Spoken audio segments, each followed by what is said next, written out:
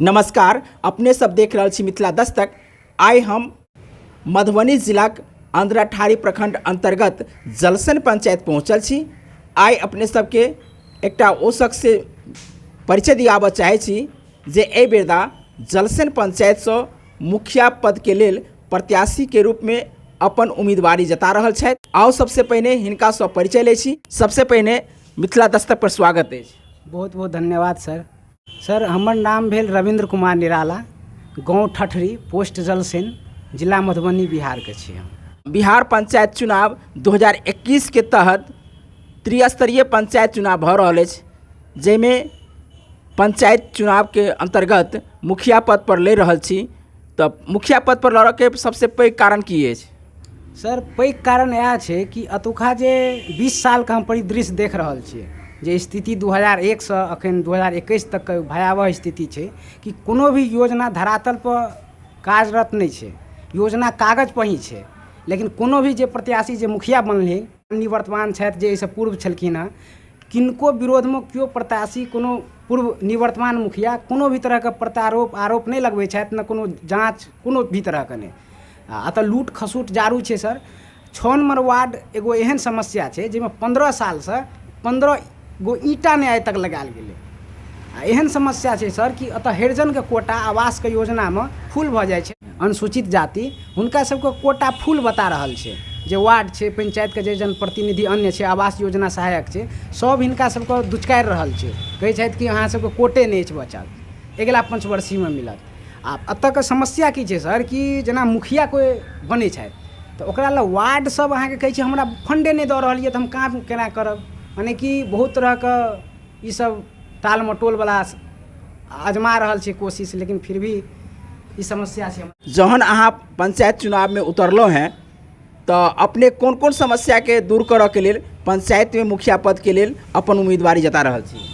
Sir, हमर सर्वप्रथम एगो काज रहल कि पंचायत भवन पर हरेक जन समस्या का समाधान हेबाक चाही। अगर पंचायत का समस्या है तो वो पंचायत भवन पर हेबाक चाही। चाहे वो राशन कार्ड बने के समस्या हो, चाहे वो वृद्धा पेंशन के समस्या हो, आधार कार्ड बने के समस्या हो, माने जते भी छोटा छोटा समस्या हो छै, आ पैघ पैघ जे योजना का ओकर जे क्रियान्वयन समिति होइ छै, ओकर जे बैठक होइ छै, आम सभा जे लगे छै, उ सब अहाँके जनता के बीच में जनता के साथ इकट्ठा कऽ कऽ पंचायत भवन पर रह कर उस योजना के धरातल पर उतारे के काम करब। माने जनता के पूछ कर, जनता के इशारा पर, जनता जतो चाहथिन कि ओतऽ काम हेबाक चाही तऽ ओते काम हेतै। हमरा इच्छा से किछु नहीं, जनता के इच्छा से सब काम हेतै हमरा कार्यकाल में। अगर हमरा जनता मालिक चुनै छथि तऽ नहीं तऽ जनता मालिक से हम कहै लए चाहै छी कि 20 साल से जे अहाँ सब ठका रहल छियै तऽ एक बेर तख्ता पलट करू। युवा अहाँ के साथ में अछि जे हम समस्या से लड़ रहल छी, अहाँ सब देख रहल छी, अहूँ सब जनैत हेबै। तऽ ओहि एक बेर युवा के मौका दिअ आ हम अहाँ के हरेक समस्या का निदान करे के लेल जतऽ तक जा पड़े, पटना तक जा पड़े, मधुबनी से जा पड़े, या MP MLA कतौ भी जा पड़े, ओहि के लेल हम तैयार रहब। तऽ किएक जनता अपने के एहि बेरदा वोट करत जे पंचायत के मुखिया पद के लेल अपने उम्मीदवारी जता रहल छी? सर, 2001 से जते भी कैंडिडेट छै सबके जनता यहाँ जलसेन पंचायत के जनता मालिक एक बेर मौका देलखिन हँ, और वह कैंडिडेट फेर से चुनाव मैदान में छै, जे कैंडिडेट पूर्व में जनप्रतिनिधि रहला है। लेकिन हम एगो गरीब घर से बिना राजनीतिक बैकग्राउंड के लड़का एगो उभरि के सामने अयलहुँ। अहाँ सबके हम बता दी कि जलसेन पंचायत के निवर्तमान मुखिया हमरा ऊपर बहुत तरह के लांछनो लगेलक। तो ओहि संघर्ष करैत करैत जेल तक का भी सफर हम केलहुँ हँ, जनते के सवाल के लऽ कऽ। बाढ़ि राहत घोटाला भेल छलै हमरा जलसेन पंचायत में, ओहो के उजगार केलहुँ। तमाम तरह के जे संघर्ष होइ छै एगो जमीन सरै का सोशल मीडिया पर, ओहि संघर्ष के हम जारी रखने छी। आ जनता मालिक से हम आग्रह करै छी हमरा एहि दुआरे चुनू कि हम युवा छी।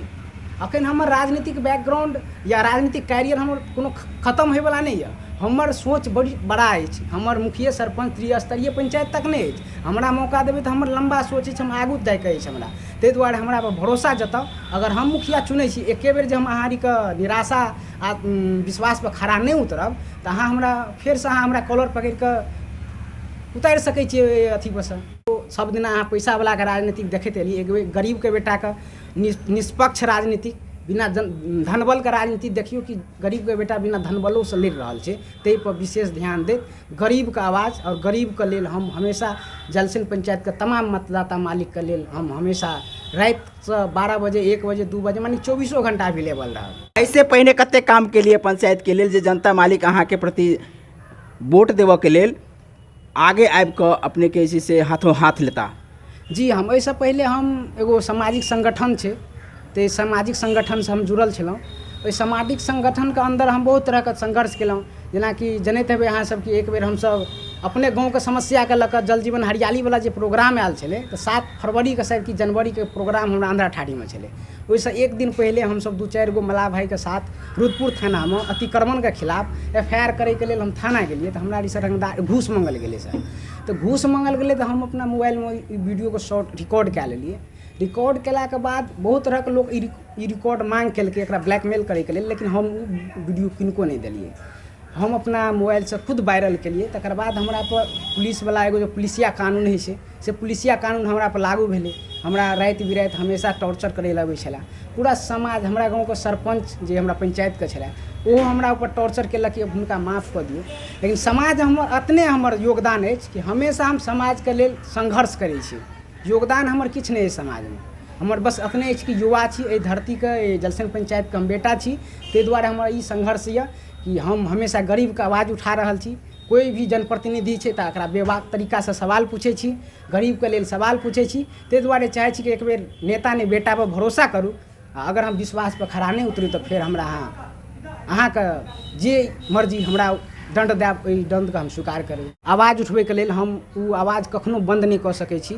हम बागी बनि सकै छी, बगावत करब सत्ता से, लेकिन ओहि गरीब के लेल जे आवाज़ कहियो नहीं उठि रहल छै, जे शोषण के खिलाफ या अत्याचार के खिलाफ या फिर योजना में मंदर बाट भऽ रहल छै, या वो आवास योजना में 10,000 वो आवास सहायक लेते हो, चाहे वार्ड सदस्य लेते हो, चाहे वो कमीशन कतौ जाते हो, चाहे वो नल जल के विषय होते जे कतौ भी सक्सेसफुल नहीं है। वृद्धा पेंशन कहे, चाहे विधवा पेंशन कहे, चाहे सामाजिक जे सार्वजनिक जे विकास के लेल एगो मैदान है, खेल मैदान है युवा के, माने कि सब तरह के कार्य हमरा लेल हम हमेशा करे के लेल तैयार रहबे। चाहे हमर परिणाम हमरा विपरीतो हेतै तो हम जनता मालिक के सेवा में हमेशा तात्पर रहबे।